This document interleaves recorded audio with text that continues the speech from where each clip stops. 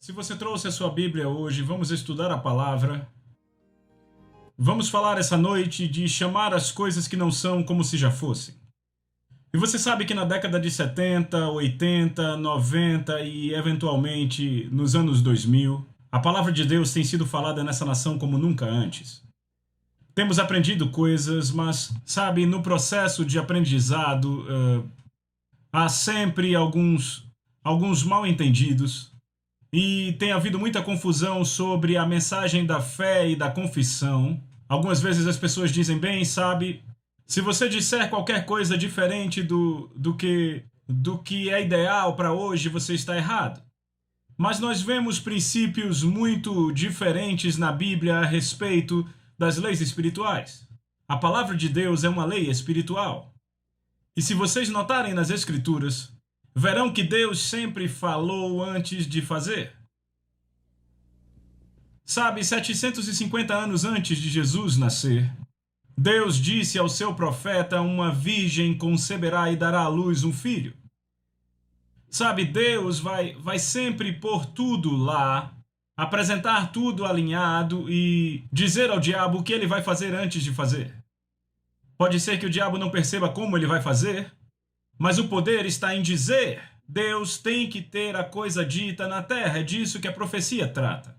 Há algumas coisas que nunca vão acontecer até que alguém tenha fé para profetizar pelo Espírito de Deus. Eu estou falando de inspiração, vinda de Deus, para proclamar coisas e colocar coisas em movimento nessa terra. No culto da manhã falamos sobre palavras, fé e coisas. A palavra de Deus produz a fé para as coisas que Deus nos deu. Então é assim que a lei espiritual funciona. Eu fui fazendeiro por 29 anos antes de entrar no ministério. Eu tive contato com essa mensagem lá na década de 60, quando eu estava doente no corpo, quase à beira da morte. Como alguém diz, sobrenaturalmente morto. Você dificilmente fica assim naturalmente, não é? Então, eu estava fazendo tudo o que eu sabia fazer, mas não estava funcionando para mim. Eu sabia que havia algo que estava faltando. E eu consegui alguns ensinos do reverendo Kenneth Hagin. Era, você pode ter o que disser e fé na confissão. Eu era mais ou menos como vocês já viram, aquele pôster com a foto de um gato segurando numa corda e quase caindo, dizendo, segure aí, era como eu estava. Eu já estava no fim da minha corda, eu não sabia o que ia acontecer, mas eu cheguei a conhecer a verdade da palavra de Deus. Sabe, eu cresci numa igreja do Evangelho Pleno e nos contavam histórias bíblicas. Mas eles sempre deixavam a ideia de que Deus tinha feito tudo e não havia nada para as pessoas fazerem. Sabe, eles contavam como Davi matando Golias, mas deixavam a ideia de que Deus tinha feito aquilo. Não, Deus não tinha feito aquilo. 5 vezes antes de Davi matar o gigante, ele disse o que ele ia fazer. Eu vou separar sua cabeça dos seus ombros. Eu darei sua carcaça para as aves do céu. Ele disse, quem é esse incircunciso filisteu? Há poder em falar palavras baseadas na autoridade da palavra. Ele tinha uma aliança com Deus. E quando você estuda as Escrituras, você descobre que nas palavras é onde o poder está. Então nós citamos algumas passagens e até lemos, mas eu quero reiterar e enfatizar isso para que tenhamos um bom fundamento. No princípio era a palavra estava com Deus, a palavra era Deus, a palavra foi feita carne e habitou entre nós, e eu ouço pessoas dizerem isso já há alguns anos. Eu tenho ensinado essa mensagem há 30 e poucos anos, e a gente aprende algumas coisas, e eu ouço pessoas dizerem, e nós não entendemos de onde elas vêm, mas as pessoas dizem, sabe, você está tentando agir como Deus, falar o que Deus falou. Sabe, citando as Escrituras. Bem, agora vamos pensar sobre isso por um minuto. Se eu estou agindo e falando como Deus fala e age, como quem eles estão agindo quando falam o que o diabo fala? Eles não olham para o outro lado da moeda, entendem? E algumas vezes as pessoas entendem errado as Escrituras e é aí que o diabo rouba delas, porque alguns cristãos aparecem e dizem, você não pode dizer isso porque isso não é verdade, você está mentindo. Mas por toda a Bíblia nós vemos esse padrão de chamar coisas que não são como se já fossem. Hebreus 11:1 diz que a fé é a substância das coisas que se esperam e a evidência das coisas que não se veem. E pela fé, o verso 3 diz, pela fé entendemos que os mundos foram criados pela palavra de Deus. Tudo começou com palavras. Eu falei essa manhã. Em Gênesis 1, 10 vezes em Gênesis 1, eu creio que é isso, é dito que Deus disse. Você vai notar que na maioria das vezes quando ele diz que Deus disse, logo em seguida ele diz que Deus viu. Deus nunca viu até que dissesse. Porque é necessário falar dessa palavra para trazer a manifestação daquilo. Ele olhou para baixo e viu as trevas, e havia água sobre a face do abismo, e o Espírito de Deus se movia sobre a face da água, mas nada aconteceu até que Deus dissesse. E quando Deus começou a falar, a criação aconteceu, e fomos criados à imagem de Deus. E então, vá comigo, eu quero que você veja isso para o primeiro capítulo de Hebreus.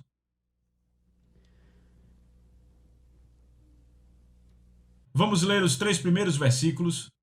Havendo Deus outrora falado muitas vezes e de muitas maneiras aos pais pelos profetas, nestes últimos dias nos falou pelo Filho.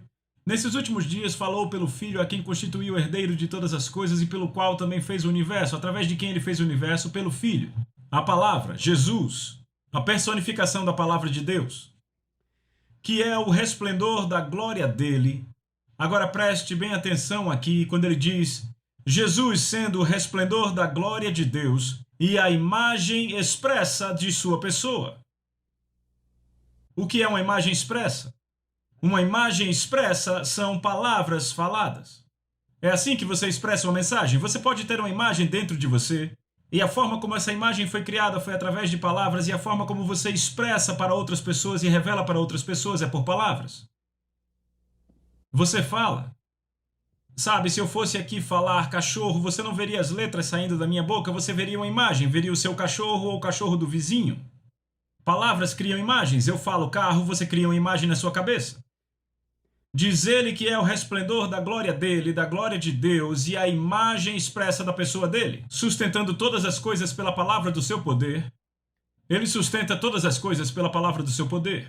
Essa é a razão pela qual esse universo é contínuo, sabem? Os cientistas têm uma teoria de que a explosão do Big Bang começou tudo e começou se expandindo e tem se expandido por todos esses anos, mas eles assumem na teoria deles que no final das contas isso vai diminuir, que a expansão do universo vai começar a diminuir a velocidade, ficar mais e mais devagar e então vai implodir dentro dela mesma e deixar de existir. Eu estava assistindo um programa de entrevistas meses atrás e Ted Kappa estava lá com um dos seus cientistas e disse: temos que repensar nossas teorias. Ele disse: nós descobrimos uma forma de medir o quão rápido o universo está se expandindo. Ele disse: ele não está ficando mais lento, ele está acelerando. Está ficando mais rápido. Nós sabíamos disso o tempo todo. Você não tem mais tempo para fazer o que quer fazer no tempo de um dia. A razão pela qual as coisas parecem tão rápidas hoje é que o tempo está mais rápido do que jamais esteve. Não há dúvida sobre isso. Nós estamos vivendo no fim do triângulo do fim e o tempo fica cada vez mais rápido. Mas aqui ele diz, ele é a imagem expressa da sua pessoa, e isso é o que eu quero que você veja nesse verso. A palavra pessoa aqui em Hebreus 1:3 é exatamente a mesma palavra que é traduzida em Hebreus 11:1 como substância. Ele é exata, podemos mudar as palavras aqui e dizer, Jesus é exata expressão da substância de Deus, do que Deus é. No princípio era a palavra estava com Deus, a palavra era Deus.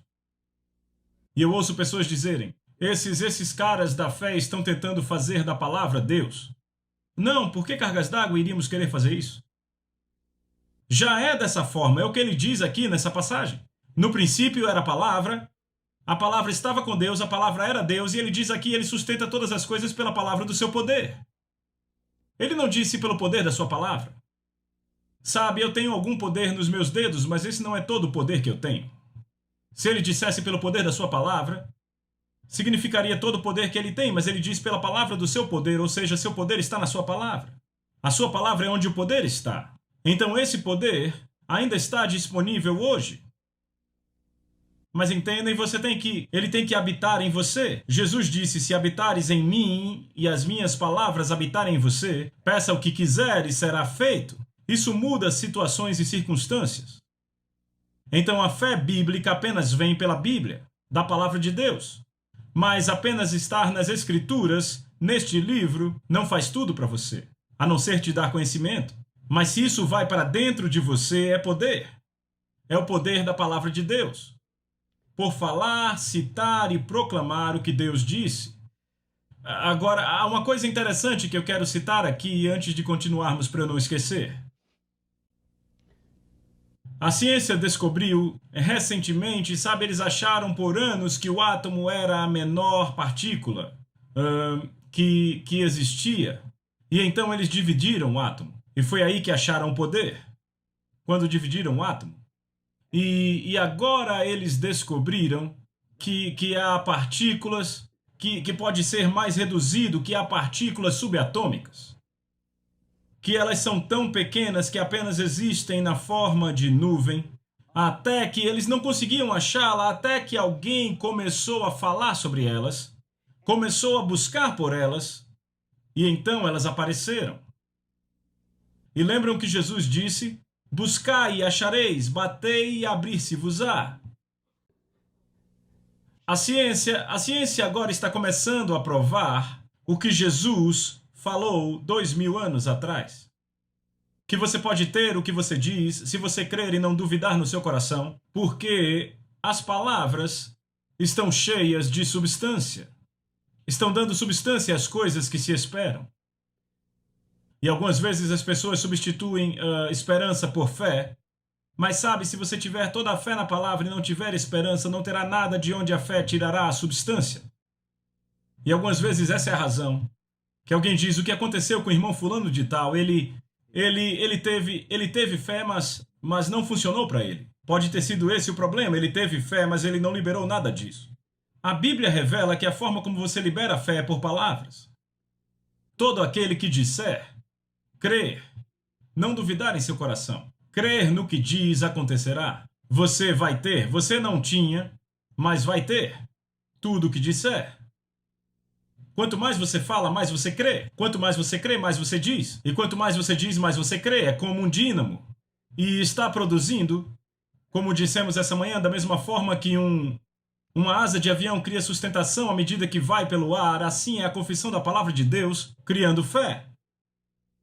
A sua confissão dessa palavra, você pode saber sobre isso, mas a não ser que você confesse a palavra, há algo que acontece com você quando você ouve a sua voz dizendo o que Deus disse, que não ocorre de outra forma. Isso entra em você, se torna parte de você, ele renova sua mente pela palavra de Deus. E isso muda coisas. Então não há nenhum princípio maior na Bíblia para cura e saúde do que o princípio de chamar coisas que não são, como se já fossem. Então o que significa chamar coisas que não são? É muito simples, significa chamar coisas que ainda não estão manifestas. Agora, de que coisas estamos nós falando? Estamos falando de coisas que Deus nos deu na sua palavra da promessa. 2 Pedro capítulo 2, capítulo 1 diz: Deus já nos deu todas as coisas que conduzem à vida e à piedade. A maioria dos cristãos gasta a maioria do tempo orando e tentando falar com Deus para que Ele faça coisas que Ele já fez, para dar o que Ele já deu a eles. Quando na verdade se trata em pegar a fé que vem da palavra de Deus e falar e proclamar e chamar essas coisas à manifestação. Você tem que chamá-las. Quando elas não estão lá, você as chama.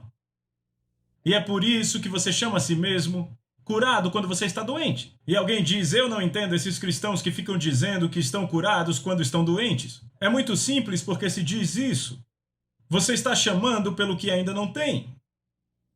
Por que cargas d'água você iria querer dizer: eu estou doente, Senhor, doente como um cavalo? Quer dizer, isso já está estabelecido, ou seja, este é um fato presente, mas não é a verdade. A verdade é que por suas pisaduras nós fomos sarados. Há mais de 2000 anos atrás, e Deus não vai fazer mais nada sobre isso.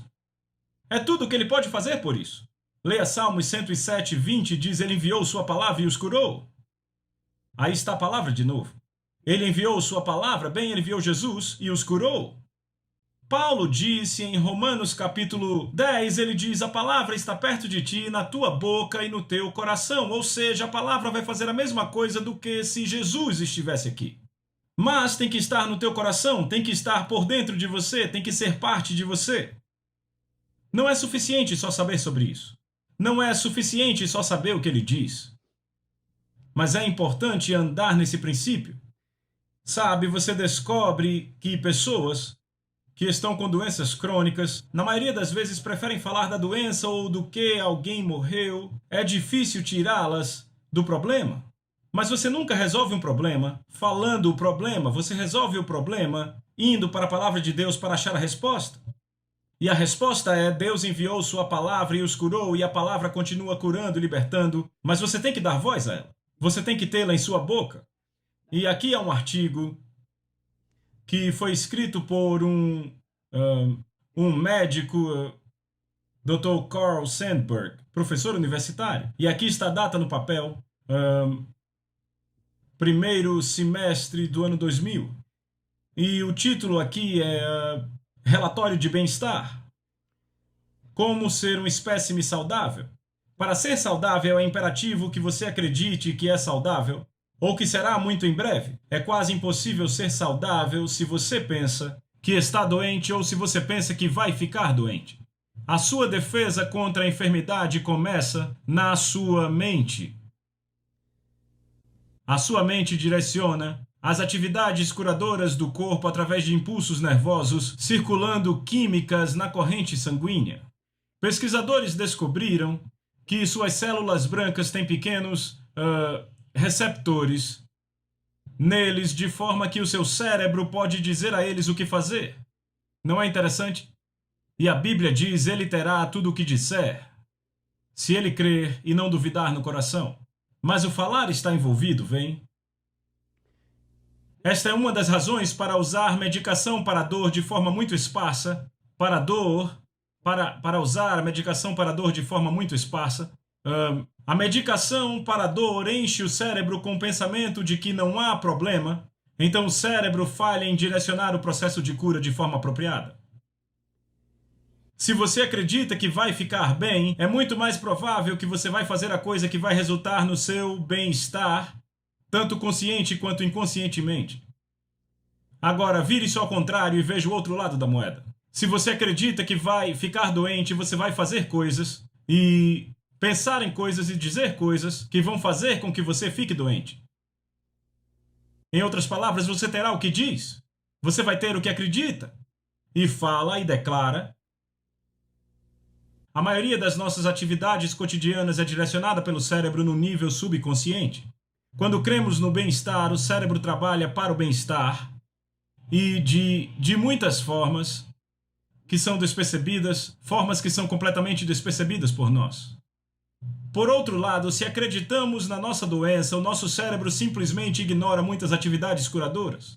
Este programa neurológico subconsciente do corpo é a base completa do voodoo. Peguem isso. Essa é a forma como os curandeiros põem feitiço em pessoas.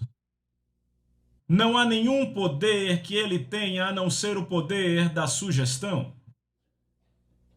Para fazer as pessoas acreditarem nele, e quando acreditam, funciona.